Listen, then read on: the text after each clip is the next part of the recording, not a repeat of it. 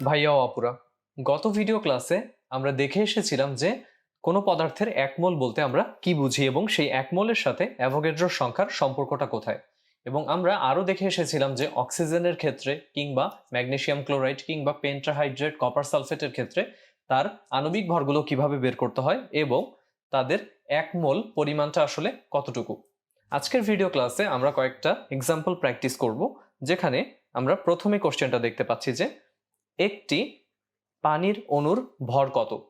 এখন এখানে আমাদেরকে H2O দিয়ে বলে দেয়া আছে যে একটি পানির অণু বা H2O অণুর ভর কত।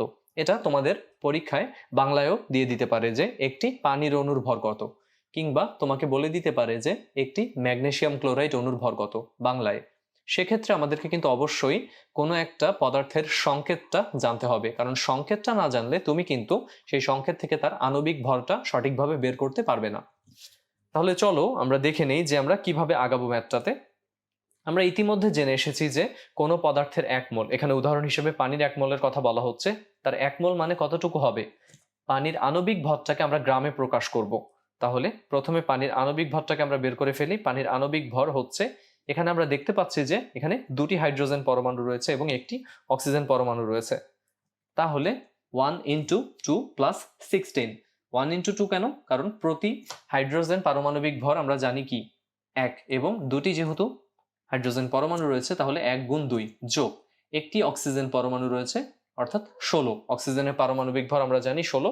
তাহলে এটাকে ক্যালকুলেট করলে আমরা পাবো যে এটা হচ্ছে 18 কিংবা 18। তাহলে 1 মোল পানি মানে কি? তার পানির যে আণবিক ভরটা সেটাকে গ্রামে প্রকাশ করলে যে পরিমাণটা আসবে সেটাই হচ্ছে 1 মোল পানি। তার মানে হচ্ছে 1 মোল পানি = 18 গ্রাম পানি।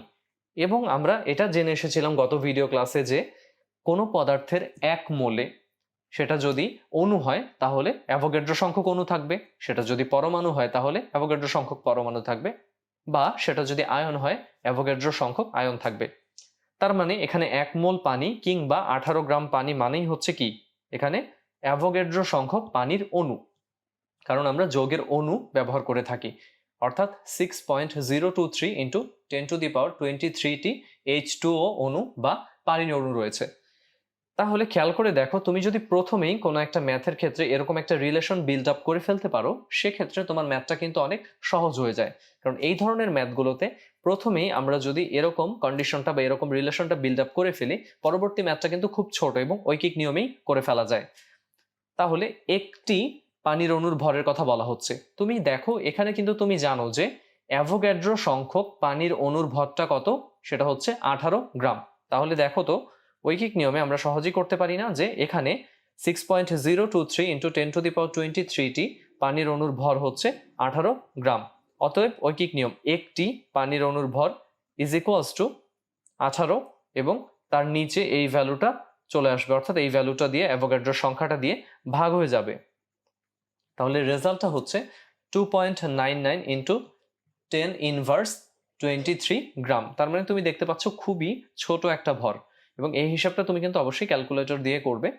এবং ক্যালকুলেটরে তুমি ইতিমধ্যে পদার্থবিজ্ঞান পড়তে পড়তে ক্যালকুলেটরের ব্যবহারগুলো শিখে গেছো, কিংবা তার উপরে যে ঘাতগুলোর ব্যবহার করি আমরা, সেটা ধনাত্মক কিংবা ঋণাত্মক যাই হোক না কেন, আমরা কি হুবহু ক্যালকুলেটরে প্রেস করে মানটা বের করে ফেলতে পারি।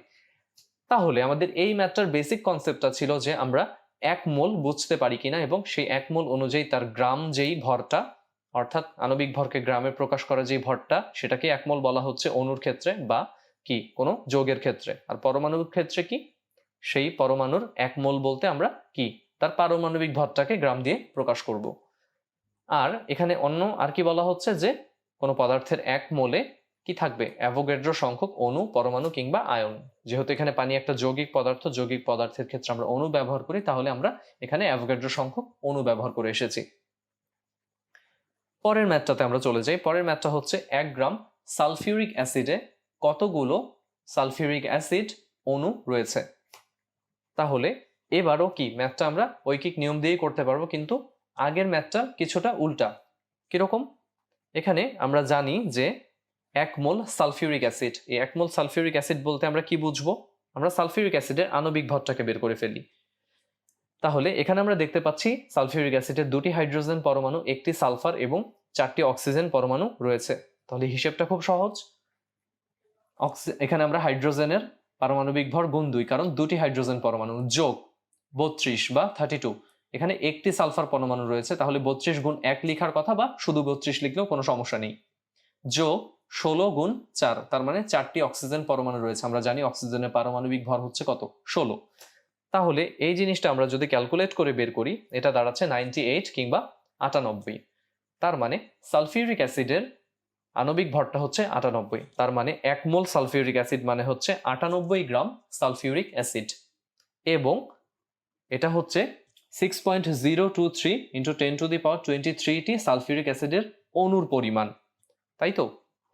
তাহলে এবার আমরা ম্যাথটা খুব সহজে করতে পারি যে এখানে 98 গ্রাম সালফিউরিক অ্যাসিড মানে হচ্ছে অ্যাভোগাড্রো সংখ্যক সালফিউরিক অ্যাসিডের অণু। কারণ আমাকে প্রশ্নের দিকে তাকাতে হবে যে কি বের করতে বলা হয়েছে। 1 গ্রাম সালফিউরিক অ্যাসিডে কতগুলো সালফিউরিক অ্যাসিড অণু রয়েছে, যেটা বের করতে বলবে সেটা সবসময় ডান দিকে রাখবে, তাহলে তোমার ম্যাথটা ইজি হয়ে যাবে। তাহলে উপরের লাইন থেকে আমরা বুঝতে পারছি যে কি 1 মোল সালফিউরিক অ্যাসিড কিংবা 98 গ্রাম সালফিউরিক অ্যাসিড মানে হচ্ছে অ্যাভোগাড্রো সংখ্যক সালফিউরিক অ্যাসিডের অণু। তাহলে 1 গ্রাম সালফিউরিক অ্যাসিড মানে কতটুকু হবে, আবার সেই ঐকিক নিয়ম, অর্থাৎ এই ভ্যালুটাকে আমরা 98 দিয়ে ভাগ করে দেব। এবার রেজাল্ট আমরা পাচ্ছি কত, 6.14 ইন্টু 10⁻21টি সালফিউরিক অ্যাসিডের অণু, অর্থাৎ এত সংখ্যক সালফিউরিক অ্যাসিডের অণু রয়েছে কোথায়, 1 গ্রাম সালফিউরিক অ্যাসিডে। এবার আমাকে যদি এর পাশাপাশি আরো কিছু সংখ্যা বা আরো কিছু ভ্যালু বের করতে বলে, সেটা কিরকম? হয়তো ধরো তোমাকে বললো যে 1 গ্রাম সালফিউরিক অ্যাসিডে কতটি হাইড্রোজেন পরমাণু রয়েছে। তাহলে তুমি দেখো, তুমি প্রথমে ম্যাথটা এই পর্যন্ত অবশ্যই করবে। 1 গ্রাম সালফিউরিক অ্যাসিডে কতটি সালফিউরিক অ্যাসিডের অণু রয়েছে, এতটি সালফিউরিক অ্যাসিডের অণু তুমি পেয়ে গেলে। তোমাকে বলা হচ্ছে যে 1 গ্রাম সালফিউরিক অ্যাসিডে কতটি হাইড্রোজেন পরমাণু রয়েছে। প্রতিটি সালফিউরিক অ্যাসিড অণুতে কতটি করে হাইড্রোজেন পরমাণু রয়েছে, 2টি করে হাইড্রোজেন পরমাণু রয়েছে, তাই না? তার মানে একটি সালফিউরিক অ্যাসিডে হাইড্রোজেন পরমাণু রয়েছে 2টি। তাহলে এতটি সালফিউরিক অ্যাসিডের অণুতে হাইড্রোজেন পরমাণু কতটি হবে, এই সংখ্যাটাকে আমরা কি জাস্ট 2 দিয়ে গুণ করে দেব, ততটি হাইড্রোজেন পরমাণু আমরা পাবো। আবার যদি তোমাকে বলে যে 1 গ্রাম সালফিউরিক অ্যাসিডে কতগুলো অক্সিজেন পরমাণু আছে, তাহলে কত দিয়ে আমাদেরকে গুণ করতে হবে? আমরা এই পর্যন্ত কিন্তু ম্যাথটা করবই, যে আমরা 1 গ্রাম সালফিউরিক অ্যাসিডে অণুর পরিমাণ পাচ্ছি এতটি, এবং প্রতিটি সালফিউরিক অ্যাসিড অণুতে অক্সিজেন পরমাণু রয়েছে কয়টি, 4টি। তার মানে এই ভ্যালুটাকে আমরা 4 দিয়ে গুণ করে দিলেই পেয়ে যাব 1 গ্রাম সালফিউরিক অ্যাসিডে কতটি অক্সিজেন পরমাণু রয়েছে। তাহলে আশা করি খুব সহজেই তোমরা এটা বের করতে পারবে। এরপরের ম্যাথটা আমরা একটু দেখে নিই। এখানে বলা হচ্ছে যে 5 গ্রাম পানিতে কত মোল পানি বিদ্যমান। তার মানে তোমাকে এখানে একটা গ্রাম পরিমাণ দিয়ে দেওয়া হয়েছে, এবং এই গ্রাম পরিমাণ থেকে তার মোল পরিমাণ তোমাকে বের করতে বলা হচ্ছে। তাহলে আমরা পানির ক্ষেত্রে কি জানি, পানির আণবিক ভরটা হচ্ছে, এইভাবে বের করি, একটু আগেও আমরা ম্যাথে দেখে এসেছি, পানির আণবিক ভরটা হচ্ছে 18। অর্থাৎ আমরা জানি যে 1 মোল পানি মানেই হচ্ছে কি 18 গ্রাম পানি। তাহলে এখানে 5 গ্রাম পানি হচ্ছে কত মোল সেটা বের করতে বলা হয়েছে। এই জিনিসটাকে আমরা কি একটু উল্টে লিখব। তাহলে 18 গ্রাম পানি ইজ ইকুয়ালস টু হচ্ছে 1 মোল পানি। অতএব 1 গ্রাম পানি মানে কত, 1/18 মোল পানি। আর 5 গ্রামে কত, তাহলে ঐকিক নিয়ম 5 × 1 / 18, এত মোল পানি, ভ্যালুটা দাঁড়াচ্ছে 0.277 মোল পানি। আশা করি খুব সহজেই এই ম্যাথটা তোমরা করতে পারবে। এখানে আমি একটা শর্টকাট সূত্র দেখিয়ে দিতে পারি, যেটা তোমরা একটু পরে শিখবে বা পরবর্তী ক্লাসে শিখবে। সেই সূত্রটা হচ্ছে N is equals two W/M। এখানে খেয়াল করে দেখো, এখানে Nটা হচ্ছে মোল সংখ্যা। মোল সংখ্যা আমরা N দিয়ে প্রকাশ করছি, স্মল n দিয়ে। এটা হচ্ছে প্রদত্ত ভর, যেটা তোমার প্রশ্নে দেয়া থাকবে বা যেটা বের করতেও হতে পারে। আর এই এমটা হচ্ছে আমাদের আণবিক ভর কিংবা পারমাণবিক ভরও হতে পারে। এই ম্যাথটা যদি আমি করতে চাই, তোমাকে বলা হচ্ছে যে 5 গ্রাম পানিতে কত মোল পানি বিদ্যমান। তার মানে 5 গ্রাম পানি ইজ ইকুয়ালস টু কত মোল পানি, এইভাবে আমরা সহজে ভাষাটাকে দেখাতে পারি। তাহলে আমাদের এখানে ডব্লিউ এর পরিমাণটা কত, 5 গ্রাম। এই সূত্রে আমরা করতে চাচ্ছি এম মানে কি, আণবিক ভর। কার আণবিক ভর, পানির আণবিক ভর। পানির আণবিক ভরটা কত, পানির আণবিক ভরটা হচ্ছে 18, তাহলে 18 গ্রামও তুমি বলতে পারো, কারণ আমরা আণবিক ভরকে যখন গ্রাম দিয়ে প্রকাশ করি সেটাই কি তার মোল পরিমাণটা হয়ে যায়, তাই তো? তাহলে আমরা এইভাবে ম্যাথটা করতে পারি। আবার তুমি চাইলে কিন্তু এখানে এই যে জি গুলোকে নাও লিখতে পারো, এটা তোমার উপরে পুরোপুরি ডিপেন্ড করছে। তাহলে এখানে 5 divided by 18 is equals to কত হবে? 0.277 এত মোল। তাহলে আমি এন এর ভ্যালু পেয়ে যাচ্ছি কত? এত মোল। তাহলে দেখো n is equals to W by M, এই সূত্রটা দিয়ে কিন্তু আমরা খুব সহজেই ম্যাথটা করে ফেলতে পারি। আবার ধরো তোমাকে একটা প্রশ্ন করা হচ্ছে যে 50 গ্রাম sulphuric acid is equals two, আমি একটু কোশ্চেনটা এইভাবে লিখিয়ে পাশে, তোমাকে বলা হলো একটু আগে আমি সালফিউরিক অ্যাসিডের কথাটাই আনছি, যে 50 গ্রাম sulphuric acid is equals two what, মানে কত মোল সালফিউরিক অ্যাসিড, এটা তোমাকে বের করতে বলা হচ্ছে প্রশ্নে। আগের ম্যাথটা কিন্তু আমাদের শেষ এখানেই। এবার তাহলে 50 গ্রাম সালফিউরিক অ্যাসিডকে তুমি যখন মোলে নিয়ে যাইতে চাবে তখন আমরা এই সূত্রটা ব্যবহার করব, n divided by W by M, যেখানে ডব্লিউ কি প্রদত্ত ভর যেটা দেয়া আছে, এম হচ্ছে কি আণবিক ভর। তাহলে 50 ডিভাইডেড বাই আমরা 98, একটু আগেই তুমি দেখে এসেছো যে সালফিউরিক অ্যাসিডের ভরটা কত হয়, সালফিউরিক অ্যাসিডের আণবিক ভরটা হচ্ছে 98। তাহলে এটাকে তুমি যদি করো তাহলে তুমি রেজাল্টটা পাবে 0.51 মোল। এটাই হচ্ছে কিন্তু তোমার অ্যান্সার। তাহলে দেখো খুব সহজেই তুমি কিন্তু এই ম্যাথটা করে ফেলতে পারো। কিংবা আমি যদি তোমাকে অন্যভাবে আরেকটা উদাহরণ দেই, যেমন তোমরা বাসায় প্র্যাকটিস করবে এই ম্যাথটা, যে 5 গ্রাম কার্বন ইজ ইকুয়ালস টু আসলে কত মোল কার্বন।